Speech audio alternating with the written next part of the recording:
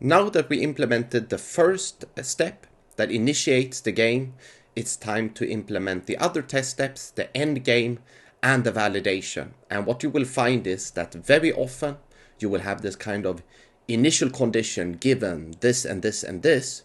When I do this, then something should happen. So it's very often you end with a validation. So here, as you can see, I can link this to start speed game, but that's not what we want to do. We want to create a new test step, and I will do that in the existing module timing, and then I will call this end game, right? Very simple. We keep it straightforward and better if I spell it correctly.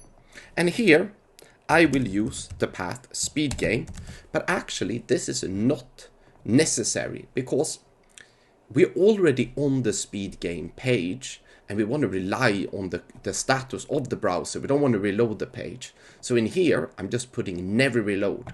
And this is very typical in Cucumber. Sometimes you want to reload the page, but often you'll have a given condition where you want to reload the page and then consecutive pages maybe not reload.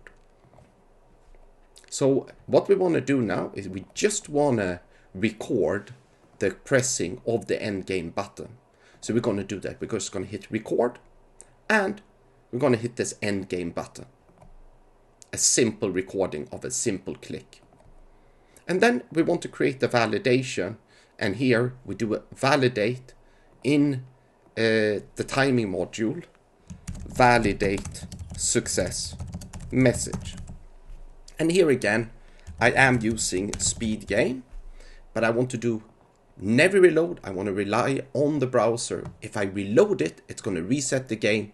That's not what we want to do.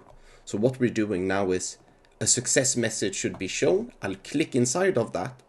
And now I have several different validations to choose from. So what I'm going to do is I'm going to do a validation action. And in this case, I'm going to do exist. It's the simplest validation, but there's a lot here to check out. You can use on checkboxes, you can do screenshots, and you can also do inner text when you're looking for specific values. So here I'm using exist, and I'll just highlight the success message. And if you want to make sure that this validation was correct, just double click and you see that the validation is successful. So now we've implemented the other test steps. So let's see how this goes.